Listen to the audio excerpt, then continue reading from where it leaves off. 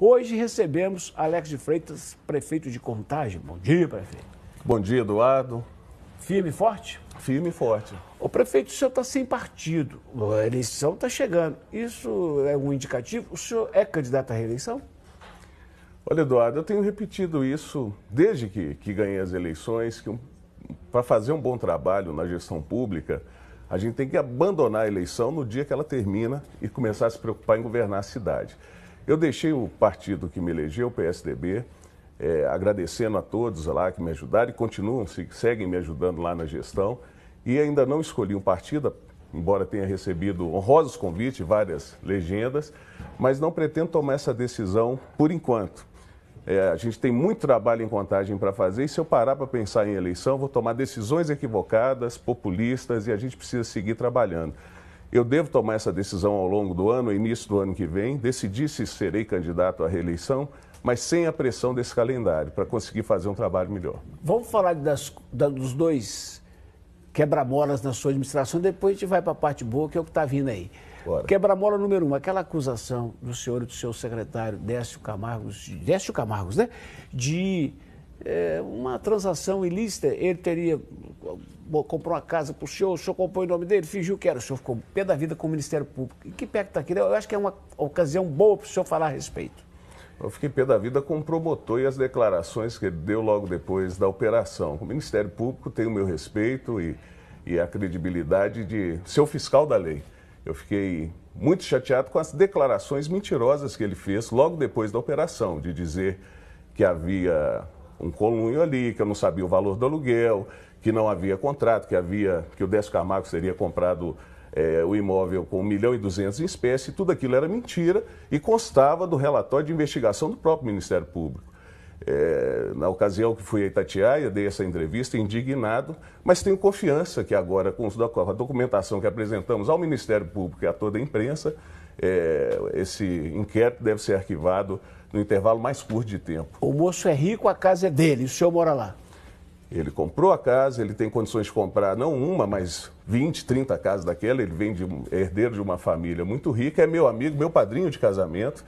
Estabeleceu-se uma relação comercial registrada em cartório, pago aluguel, saindo da minha conta na imobiliária. Quer dizer, não há nenhuma transferência ilícita entre a minha conta e a conta corrente do Décio Camargo. Quer dizer, a relação absolutamente legal. E o IPTU, prefeito? Tem gente, e eu inclusive, que acha que é o imposto mais justo. Nós moramos na cidade, a cidade é um condomínio, você tem que pagar a taxa de condomínio. A Justiça de Contagem disse que é justo cobrar. O senhor foi anunciar na campanha que o senhor não ia cobrar? Eu acho que foi meu grande remorso foi ter feito aquela promessa e não ter podido cumprir. Evidentemente que eu compreendo a indignação daqueles que votaram e disseram, pô, prefeito, você o registrou em cartório.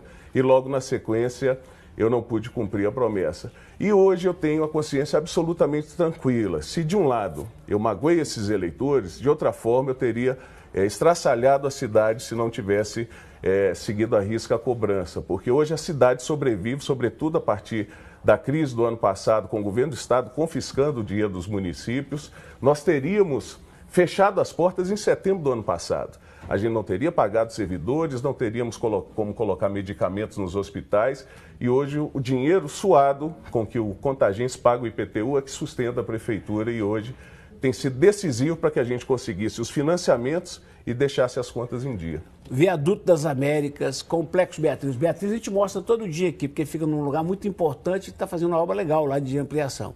E Viaduto Ceasa, essas obras estão a caminho de conclusão? Contagem solta agora até o final do mês de outubro mais de 1,2 bilhão de investimentos. Todas elas, ou praticamente todas, em obras de mobilidade que fazem parte do sistema SIM, Sistema Integrado de Mobilidade, que acaba com os gargalos antigos da cidade. Aí a gente está falando, você mencionou o Complexo do Beatriz, não é? Era uma vergonha para a cidade, a João César chega em 4 pistas e afunila, não tinha passagem pedestre. A gente trata isso até o início do ano que vem. Está concluída a duplicação do viaduto da Ceasa, entregamos aí, eu não posso comemorar, porque a obra muito atrasada, vai fazer 5 anos de obras, o viaduto do Cabral. Esse também nós mostramos aqui, esse também é uma tristeza. Ele vai ficar pronto agora? Está pronto, dia 4 a gente entrega, pronto, concluído, graças a Deus, vira essa página, uma tristeza, uma vergonha para o serviço público. mas também o Viaduto das Américas sobre a 040, mais de 250 quilômetros de recuperação do pavimento, que é uma outra cobrança que o Contagense faz há décadas. O pavimento da cidade é horroroso, a gente vai recuperar mais de 150 ruas, totalizando aí de 250 a 300 quilômetros de recuperação de vias. Tem uma outra obra importante. O Belo Horizontino, assim como moradores de toda a grande cidade, reclamam do transporte coletivo. Mas eu não vejo as pessoas reclamarem do MOVE. O senhor está criando um sistema de MOVE lá que envolve lá desde Nova Contagem, Vina e tal, que eu imagino que vai dar um ganho para quem precisa andar de ônibus. Explica para a gente esse projeto de mobilidade lá. Bom, a gente dividiu a cidade, conseguimos os financiamentos, fizemos bons projetos dessa vez para não acontecer o que aconteceu no viaduto do Cabral. Já licitamos e vamos começar as obras agora de três importantes corredores. Corredor Norte-Sul, que liga a região de Vargem das Flores à cidade industrial. O corredor Ressaca, que liga Ressaca à cidade industrial e ao metrô. E o corredor Leste-Oeste, que liga Ressaca ao Petrolândia. Tudo isso com faixas exclusivas, a exemplo do MOVE, com terminais para que as pessoas saiam dos veículos menores e tomem um veículo mais confortável. É o exemplo do MOVE de Belo Horizonte. Mais de 12 estações espalhadas pela cidade. Isso vai propiciar que o contagense, que nunca teve o direito a um transporte público de qualidade, utilize esse sistema a um preço muito mais justo do que é hoje, muito mais confortável, com ônibus novos, porque também fizemos a licitação histórica do transporte coletivo em Contagem. A partir do mês de outubro começam a chegar mais de 200 ônibus novos para atender a população. Isso tudo a uma tarifa, pela primeira vez na história, menor do que a de Belo Horizonte. A gente já não acompanha mais Belo Horizonte. Então isso vai deixar o contagense frequentando a cidade com uma passagem só. Ele pode ir a qualquer ponto no intervalo ali de mais ou menos 1h30, 2 horas, pagando uma tarifa só. Hoje, para se deslocar a qualquer ponto da cidade, mais da metade da população tem que pagar 2 tarifas. O prefeito, as pessoas falam, Contagem é um município rico. Para que as pessoas tenham uma ideia de como é que é complicado, o senhor criou um projeto lá, projeto Mover, vejam só, senhores telespectadores, para zerar a fila por espera de cadeira de rodas. É um negócio mais doido. E agora, imaginar que tem fila para cadeira de rodas. E agora, nós mostramos 10 minutos atrás, que tem um bairro lá, Jardim do Lago, a médica, a única que tem, vive de licença, segundo os moradores. Então tem que contratar outra. A prefeitura já prometeu que vai contratar outra. É complicado o gerenciamento, a zeladoria, o dia a dia?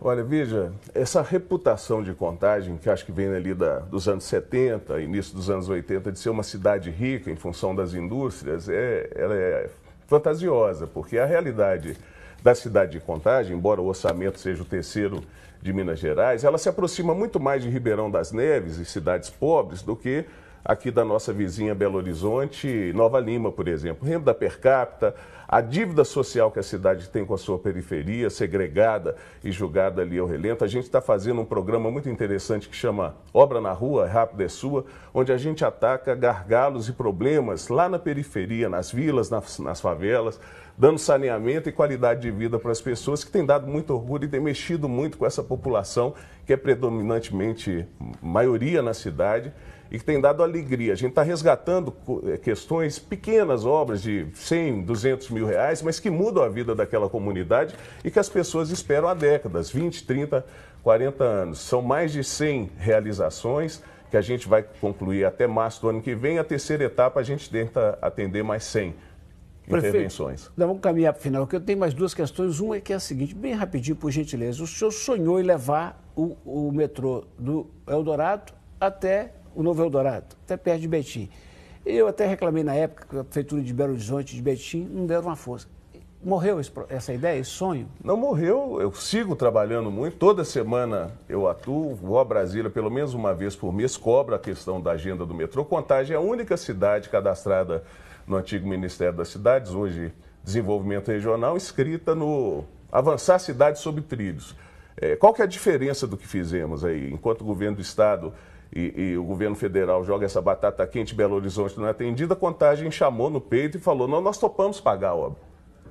Fizemos aí um modelo de convênio com com a CBTU. Agora, com o ministro Tarcísio, com o governo Bolsonaro, Paulo Guedes, tentando trabalhar a privatização do metrô e aparentemente encontrando consonância aqui com o governo do Estado, eu acho que a tendência é que agora avance, enfim, a gente possa ter um trem metropolitano, um metrô, que atenda melhor. Porque tudo isso que a gente está fazendo de investimento da cidade, esse 1 bilhão e 200 em mobilidade, fecha com chave de ouro apenas e tão somente se o metrô chega até o limite lá. Para fechar, nós começamos falando de eleição, vamos encerrar falando de eleição. O Instituto Paraná Pesquisas revelou recentemente que o senhor tem apenas 18% de aprovação da população. O senhor vira o jogo em um ano que estamos das eleições e fim do seu mandato? Olha, Eduardo, você sabe que quando eu fui candidato, eu não aparecia com zero, e uma semana antes das eleições, nenhum instituto de pesquisa me colocava no segundo turno. Eu tenho convicção que o trabalho e as entregas que vamos fazer, primeiro, vai deixar a cidade e o contagiense com uma autoestima melhor. E lá na frente, lá para março e abril, eu tenho certeza que uma avaliação melhor do prefeito também, para que eu chegue com musculatura para pleitear a reeleição. Obrigado pela visita e um abraço. Um abraço a todos, vamos com fé em Deus, bom trabalho a todos, parabéns.